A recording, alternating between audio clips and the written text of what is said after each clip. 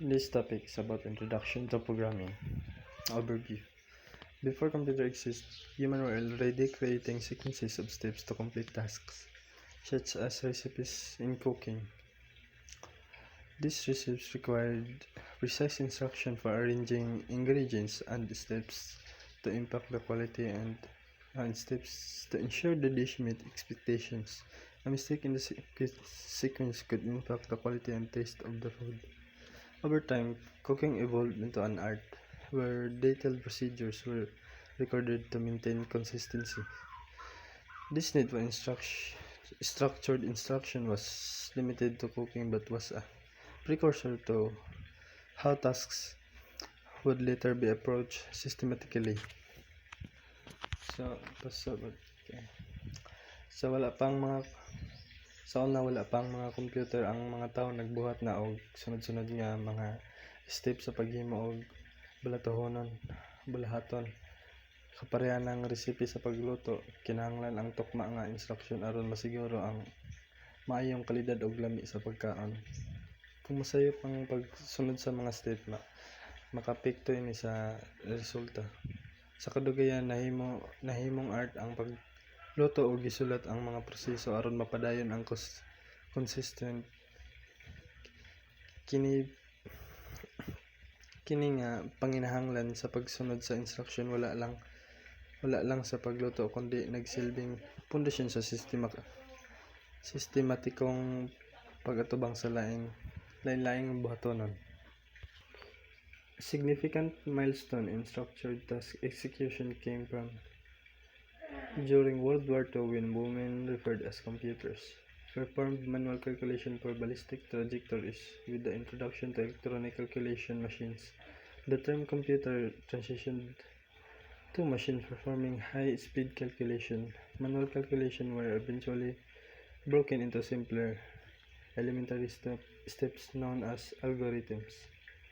These algorithms serve as step-by-step instruction for solving problems and were transformed into computer program and program sets of instruction guiding machines to generate precise results based on input data.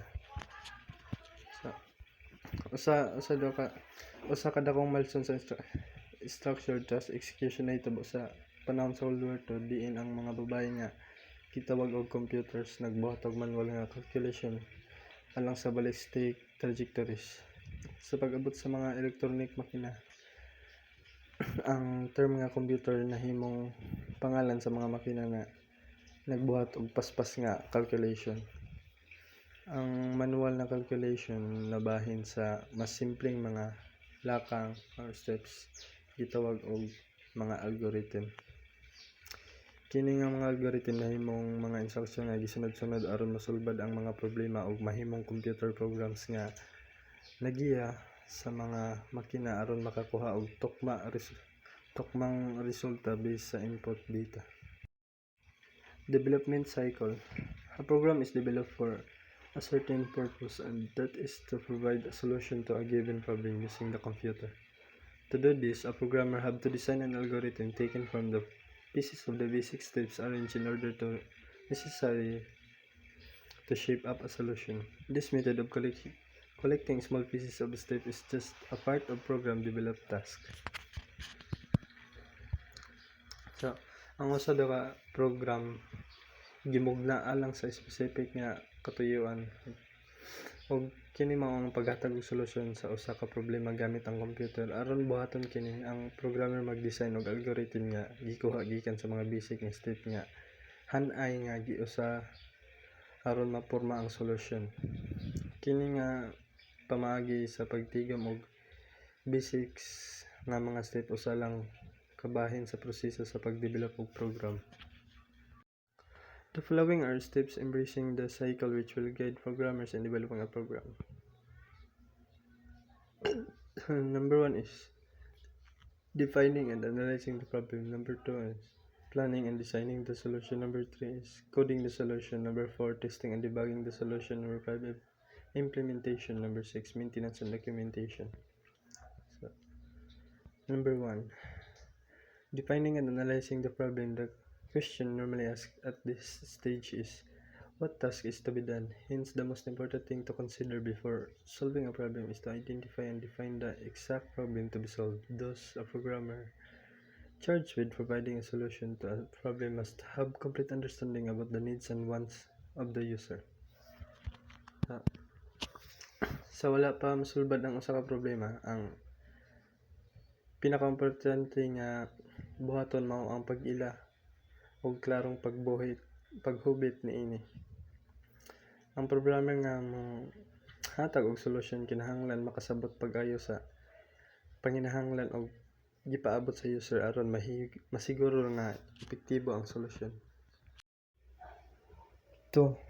Planning the solution. One of the best techniques in writing code program is by planning. Planning is a method of preparing the action steps to logical manner to achieve specific tasks. If we effectively plan our action, it can considerably reduce time and effort in writing programs than we would without planning. So, ang pagplano kuno usa ka hinungdan ang proseso sa paghimo og program kung atong hingyoong maayo ang mga steps nga buhaton mas sayon og mas paspas ang paghimo sa program. Kung walay klarong plano, daghang nga oras og kusog ang masayang sa pag-usab og paglimpyo sa mga sayop. Busa, ang epektibong pagplano makatabang sa paghimo og mas limpyo og mas hapsay nga program. Algorithm is a step-by-step process on how problem is to be solved. To illustrate this, the text compares human named Juan and cybernetic organism or cyborg named Bagwis. Both assigned the task of fetching water. Juan as human can take and adapt really while Bagwis like a computer requires precise logical instruction to function. Without step-by-step programming, Bagwis will be unable to complete the task.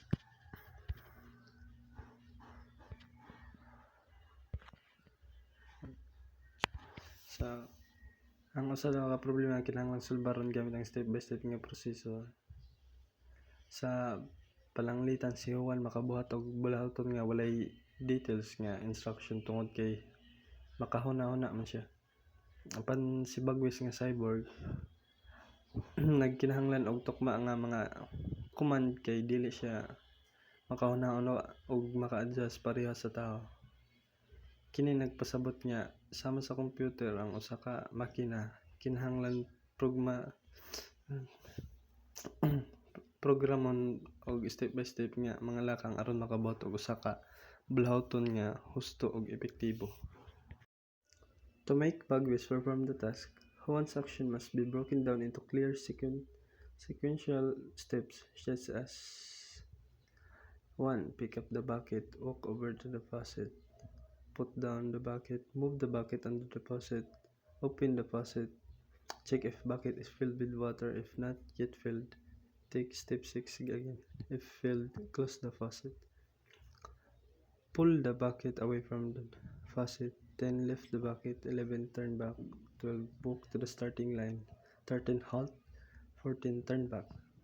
15. Put the bucket down. 16. Stop. So, mao ang steps nga kailangan may program kay Bagwis aron makabuhat sa bulatahonon. These steps are collectively known as an algorithm, a kind of process we exactly need to provide instruction to Bagwis to follow in the same way Juan is expected to do the same. So, thus if we hope to see our Bagwis become functional, we must avoid giving it with commands in a single phrases containing multiple steps, or that is just by saying go on Bagwis, fetch water. Instead, we have to follow the sequence of action as contained in the procedural steps like those listed above until Bagwis what to do step by step is such logical fashion. So, dili pareha sa tao nga makasabot og komplikadong mga command. Si Bagwis isip cyborg nagkinahanglan og klaro og sunod-sunod nga mga instruction. Kung ingno lang siya og Bagwis kuha ang tubig, dili niya masabtan. Kinahanglan siya tuluan pinaagi sa tukma nga mga steps. sama sa lakaw padulong sa balon, punang balde o dada balik. Kini nagpakita nga ang computer ug mga makina kinahanglan og organisado nga detalye, mga command aron mahimo nilang husto ang ilang buluhaton. Intellectual disparities. Computer lacks human intelligence and cannot make independent decisions. They strictly follow step-by-step instruction given by programmers, unlike human who can naturally adapt and adjust tasks as needed. Computer required explicit command to function correctly. Ang computer dili sama sa tawo nga makaangay ug makadesisyon sa iyang kaugalingon. Kung usa ka tawo makakita og sayop o kakulang sa bulatonon, makapadayon siya pinaagi sa iyang pagunahuna. Apan ang computer kung walay klaro og tukma nga sugo, dili makalihok og tarong busa aron magamit og gusto ang computer. Kinahanglan nga hanay og detalye ang mga instructions nga ihatag sa programa dapat. Model tools. Earlier we mentioned that an algorithm is formulated for the purpose of solving programming tasks. However, there are different ways on how algorithm may be presented for purpose of laying the concept and the steps necessary to solve the problem. Kung ingon ang computer og kuha ang balde, dali ra niyang buhaton pero magpundo siya hangtod makadawat og laing command. Ang paspas nga pag-execute sa computer usa ka bintaha. Apan ang kalimitan niini nga maghuwat lang kini og dili makabuhat og butang nga wala sa iyang giprogram. Ang tawo bisan walay klaro nga command, makahuna-una og makahuman gyapon sa bulatahonon. Mao ni ang mga model tools. Pseudocode ug flowchart. A pseudocode is a non-standard English-like statement containing sentences and phrases that look closely similar to syntax of a programming language. A flowchart can graphically show step-by-step process in solving the problem. The use of flowchart is best suited for the purpose. A flowchart is a visual diagram showing the progress of works through a sequence of operations. Sabta naman ko daran example.